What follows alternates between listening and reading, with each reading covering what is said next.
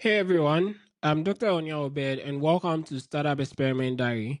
This is a show where I dig into successful companies to uncover the real experiments and decisions that drove their growth. Not the sanitized success stories, but the actual nuts and bolts of how they figure things out.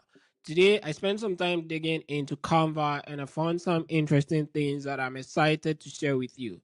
So I was trying to figure out how Canva went from zero to a $40 billion valuation, and I kept reading the same surface level explanations about the freemium model, great templates, user friendly design, but something felt off. I mean, tons of companies have freemium models and decent templates, right? So I went down this massive rabbit hole, digging through founder blogs, old funding documents, and even user onboarding experiment from as far back as 2013. And what I discovered completely changed how I think about product-led growth because it wasn't really about the software at all. Look, I've been obsessing over growth strategies for my own project, and Canvas numbers just didn't make any sense to me. We are talking about going from 50,000 users in 2013 to 220 million monthly active users by 2024. That's not just good product market fit. That's something else entirely. So I spent way too many hours this week trying to understand what really happened in those early days. And honestly, what I found made me question everything I thought I knew about user onboarding. So here's what I found first. Firstly, I found this is straight from Melanie Perkins, the CEO, her writing on startups. She described running those early user tests of their drag and drop editor, and most people would just quit, like out of frustration. They would look at the interface and basically say, "I'm not creative enough for this," and leave. Wait, think about that for a second. The product worked fine, the features were there, but people were walking away because they didn't believe in themselves. This is where it gets interesting. I found this detailed buried in her founder blog. Canva actually delayed their launch by more than a whole year, not to build more features, but to solve what she called getting non designers to believe they could design. I had to double check this because it seems so counterintuitive. Most startups are racing to launch, right? But Canva's team was sitting there rewriting tutorials and creating these silly little challenges. Like I'm talking about tasks like put a hat on a monkey or change the color of this circle to blue. But here's a detail that actually blew my mind. I found this in one of their usability test reports. Says users couldn't find a color picker tool. Simple problem, right? Wrong solution though. So instead of making the button bigger or adding instructions, they just change the button color to red. That's it. Just made it red and boom. User confidence shot up. People could suddenly find it, use it, feel successful, and that tiny win changed how they saw themselves as designers now. Then I stumbled across this. They created a 23-second animation that used Canva itself to teach people where the tools were located. 23 seconds. I timed some of my own product demos, and they are like 3 minutes of me explaining features. Maybe because I like talking. But Canva figured out how to give someone a confidence boost in less than a minute or less than even half a minute. I've been trying to wrap my head around this approach. They weren't teaching design principles or showing off advanced features. They were literally just trying to get people to that first moment where they thought, hey, maybe I could do this, or maybe I can do this. Now, here's where the strategy gets really clever. In a 2021 TechCrunch interview, Perkins said something that stuck with me. Says Canva intentionally makes the free product extremely generous, both for marketing and toward their mission of empowering people to design. If you have watched the first episode, this was a similar move that Notion also did. So maybe there is something here for us to learn about the free tier approach or the freemium model that we use, making it so generous. So, I mean, I began to dig deeper into their numbers, and their organic referral costs around $8 per user. So compare that to typical SaaS customer acquisition cost, and it's insane, like $8 per user. But here's what I think is happening, and tell me if you've seen this in your own products. When people feel genuinely empowered by a free tool, they don't just use it, they evangelize it. And I am a typical type in this case. Like, I would literally talk to anyone and everyone about the tool that I used that was free, but it gets the work done.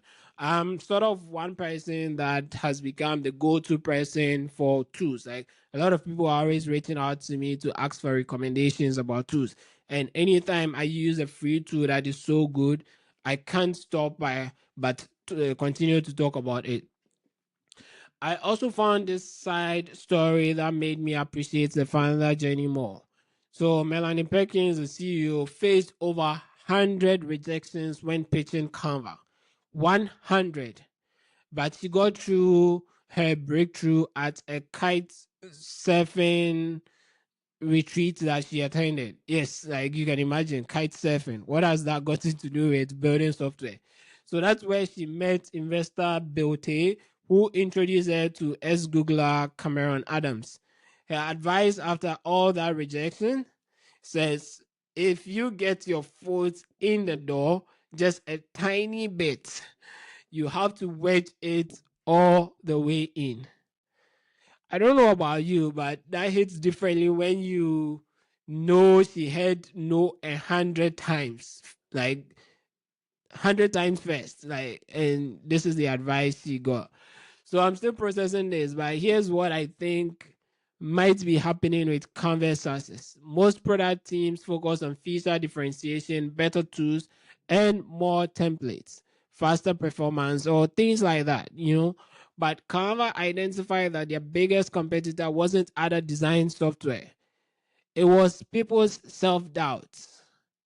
So they built their entire onboarding around changing one simple belief. The belief that I'm not creative to something of, hey, I just made something cool. Imagine like somebody who thought they couldn't make any of such, then all of a sudden they feel that, yeah, I might be onto something here. So that psychological shift is what turned casual visitors into people who share their designs on social media, which becomes free advertising for Canva, which brings in more users who have the same transformation experience. My question is, think about it. Have you experienced this with any tools you use where the product made you feel more capable than you thought you were? Like, I'm curious because I think this might apply way beyond design software. And I believe this is what we are even experiencing now with a lot of AI tools where there are things that you didn't think you could do, but now with the power of these AI tools, you can easily do it. You feel empowered. For instance, vibe coding. Now you can build a website from scratch. So things like that. What I'm taking away from my own project is this idea that user psychology might be a growth lever as powerful as pricing or features. I've been so focused on building better functionality, but maybe I should be asking what's limiting belief is preventing my users from succeeding.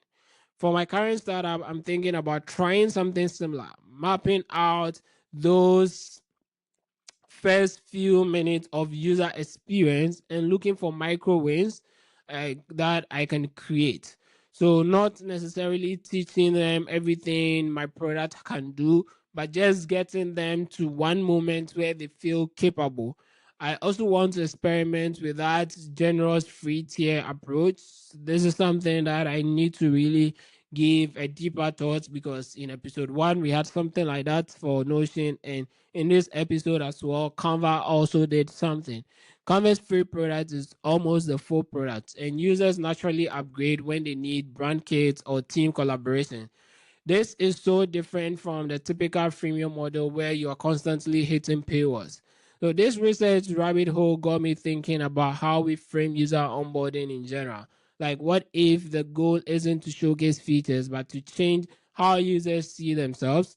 Like, I'd love to know what you also think. Like, have you noticed this pattern in any other successful products where the real breakthrough wasn't better functionality, but making users feel more confident or capable?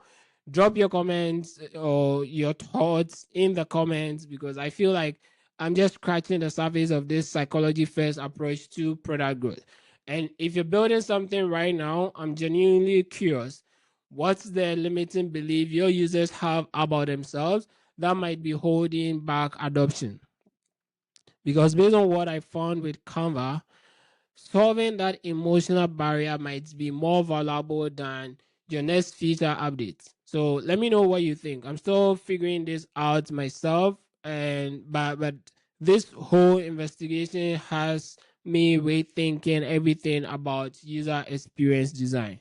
I hope you enjoy the video. If you like this video and you like this type of this kind of deep dive into strategies that are working for various startups, then subscribe to the channel. And as I said, I am building my own startup. So one of the things that I'm doing right now, at least for the next 100 days, is trying to study every single company that I know and I use, the ones that I love, and even the companies who failed, trying to understand what made one succeed, what made one fail, and documenting everything that I learned right here with you. For the next 100 days, I'm going to be creating these videos where I take one company a day and do a deep dive. So in the course of the week, I'll be analyzing, and every single day I'll be dropping one video with you. So if you're looking forward to seeing all of these episodes and learning or going on this learning journey with me, subscribe and hit the bell icon to turn on your notifications so that anytime I release a new video, you would be duly notified. Thank you. And also let me know your thoughts if there is any specific company you want me to review or analyze and present as such. Drop it in a comment and I'll do all to take you on that. Thank you, and I'll see you in the next video. Until then, bye bye for now.